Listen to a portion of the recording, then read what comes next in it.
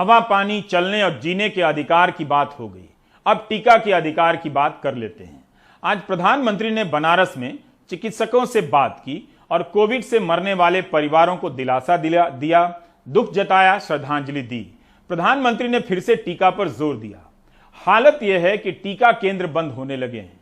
बीच बीच में टीका बनाने वाली कंपनियां अपने लक्ष्य को इतना बड़ा कर देती हैं कि हेडलाइन मोटी हो जाती है, मगर कुछ समझ नहीं आता कि इस खबर से गुदगुदी हो रही है या जी घबराने लगा है।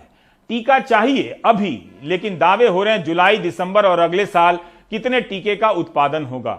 दिल्ली के स्वास्थ्य मंत्री सत्येंद्र जैन ने कहा कि उनके पास तो कोविशील्ड भी नहीं है जिससे 18 से 44 साल के लोगों को टीका दे सकें। कोवैक्सीन का स्टॉक भी जल्दी खाली होने वाला है।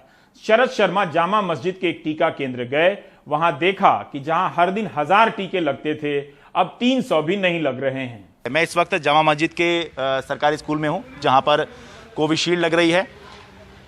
और इस सेंटर पर देखिए, बताते हैं आपको कि किस तरह से पहले के मुकाबले कोटा कम हुआ है, वैक्सीन कम लग रही है, क्योंकि वैक्सीन का स्टॉक ही खत्म होने वाला है, बिल्कुल अंतिम चरणों में है। मेरे साथ गयूर अहमद हैं जो इस सेंटर के वैक्सीन सेंटर के इंचार्ज हैं। सर, बहुत बहुत स्वागत है आपका। थोड़ा मुझे बताइए कि पहले आप लोगों को साइट कितनी है आपकी यहाँ पर? हमारे यहाँ 5 साइट है। 5 साइट हैं। तो एक साइट पर कितना मिलता था? टोटल कितना आपका डेली का कोटा था? पहले हमें 150 थे, अब 3-4 दिन पहले से हमारे 200 कहे हुए थे। अच्छा। लेकिन आज हमारे पास 280 ही डोज आई हैं। यानी कि मतलब पूरे दिन में सारा मिला के कितनी वैक्सीन डोज आपके पास हुआ? 1000 आ रही थी, लेकिन आज 280 आई हैं। अच्छा, 1000, यानी कि एक सेंटर पर 200 भी मान लें, 5 आपके साइट हैं, तो 200 मान लें तो 1000 आया करती थी, आज 280 ही रह गई हैं। जी सर। तो ये घटते घटते इस पर आई हैं? आज ही इतनी आई है, वरना पूरी आ रही थी डेली। अच्छा, तो कुछ बताया गया है कि ये ऐसा क्यों है? नहीं, हमें पास और कोई इंस्ट्रक्शन नहीं है, ना ही हमें पता भी। बस जो आई हैं हम उनको लगा रहे हैं, जब तक वो लगेंगी तो उसको पूरा करेंगे। हाल ही में आपने देखा होगा कि गुरुग्राम में लोग कार में बैठकर टीका लगा रहे हैं। अगर यह हो सकता था तब घर घर जाकर टीका दिया भी जा सकता था।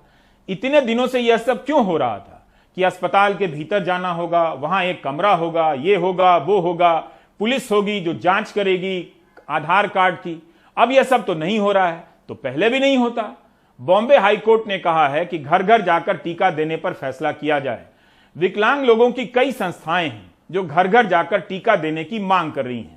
60% से अधिक विकलांगता वाले विकलांगजनों, वृद्धों, बीमार तथा महिलाओं के लिए टीकाकरण की विशेष व्यवस्था की जाए, ताकि वे बिना प्रतीक्षा किए हुए टीकाकरण करा सके। क्योंकि प्रायः यह देखा गया है कि दिव्यांग और वृद्ध लोग बिना किसी सहारे के एक स्थान से दूसरे स्थान तक नहीं जा सकते हैं। ये प्रस्ताव मोहम्मद नफीस ने रखा है।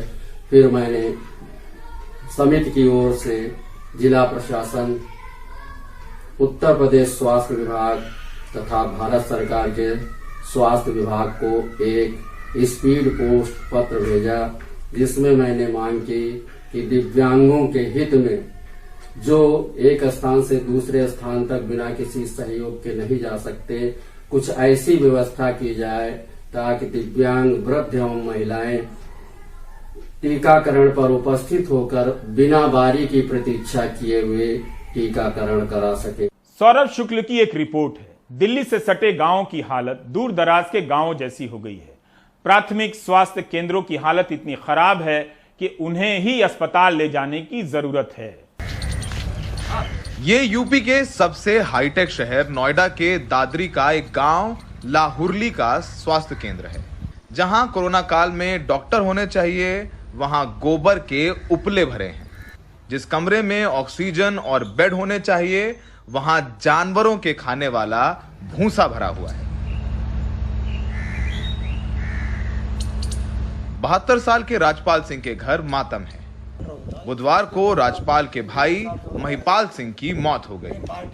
महिपाल सिंह को कई दिनों से बुखार था, अचानक सांस लेने में तकलीफ हुई और अस्पताल के रास्ते में ही उन्होंने दम तोड़ दिया।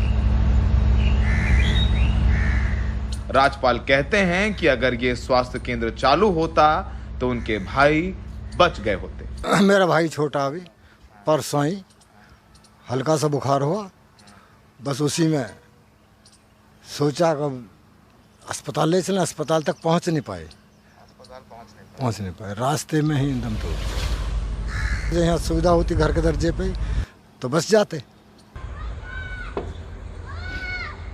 इस बंद पड़े सामुदायिक केंद्र से ठीक 50 मीटर दूर 70 साल के हरवीर को कोरोना हुआ है।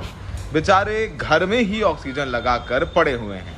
न देखने वाला कोई डॉक्टर है, न ऑक्सीजन नापने के लिए ऑक्सीमीटर। यहां से नजदीकी अस्पताल 10 किलोमीटर दूर दादरी में है। 10 हजार की पॉपुलेशन में एक छोटा सा हॉस्पिटल बना और ये भी बंद पड़ा है। गवर्नमेंट का हमारी तरफ ध्यान ही नहीं है, किसी एमएलए एमपी का मुझे लगता है हमारी तरफ कहीं फोकस ही नहीं है।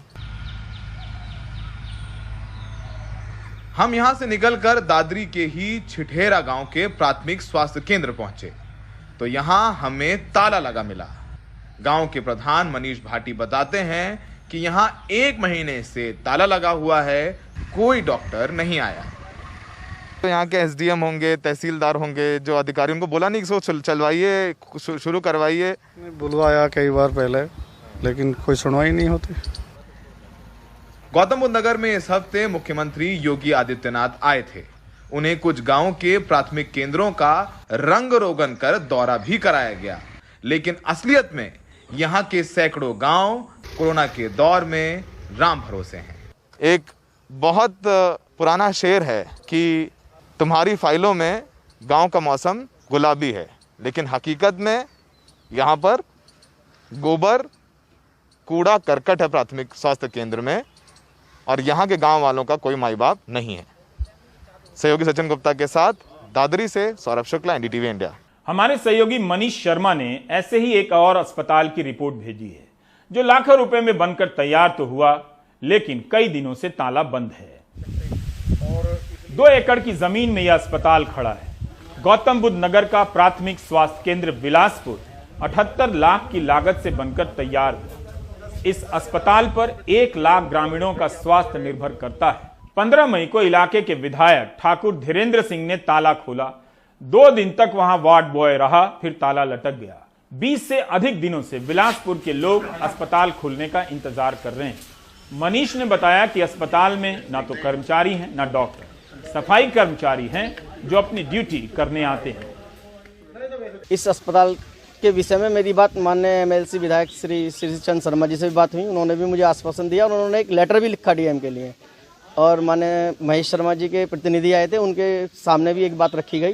वो आए भी, उन्होंने यहाँ का दौरा भी किया और उन्होंने आश्वासन दिया कि हम बात रखेंगे। और एक वर्चुअल मीटिंग हुई जिसमें सांसद महोदय वगैरह इकट्ठे हुए और ये बात उन्होंने उठाई, लेकिन इसका कोई जनता को फ़ायदा नहीं हुआ है। मेरी बात अपने स्वास्थ्य मंत्री जी से भी हुई, उन्होंने मुझे आश्वासन दिया जयप्रताप सिंह जी से, लेकिन कुछ कार्रवाई धरातल पर नहीं हो पाई है। जी सर, यहाँ से करीब 18-20 किलोमीटर के दूर पे जिम्स हॉस्पिटल है, सरकारी हॉस्पिटल है, और वहाँ पर काफ़ी भीड़ लगी रहती है। अगर हम वहाँ पर इलाज के लिए जाते भी हैं तो वहाँ पर दिल्ली तक के, नोएडा से लोग आते हैं और हम लोगों को यहाँ बेड नहीं मिल पाते हैं। अब जैसे कि हमारे बिलासपुर कस्बे में स्वास्थ्य केंद्र खुला हुआ है, अगर इसमें सुविधा उपलब्ध हो तो हमें उधर जाने की जरूरत ना पड़ेगी। लेकिन अभी तो ये बंद पड़ा है। हाँ, अभी ये बंद पड़ा है। पहले भी यहाँ डॉक्टर नहीं आते थे, वार्ड वही टैबलेट वगैरह दे देते थे, मतलब डॉक्टर नहीं थे यहाँ पर। उम्मीद है इसी रिपोर्ट का कुछ असर होगा। लोग अस्पताल के अधिकार की लड़ाई लड़ेंगे, अपने गांव में, अपने शहर में और मोहल्ले में। इस महामारी ने इतने लोगों की जान लेकर बाकी बचे लोगों को यही जिम्मेदारी दी है, स्वास्थ्य व्यवस्था को ठीक करने के लिए आवाज उठाने की जिम्मेदारी। ब्रेक के बाद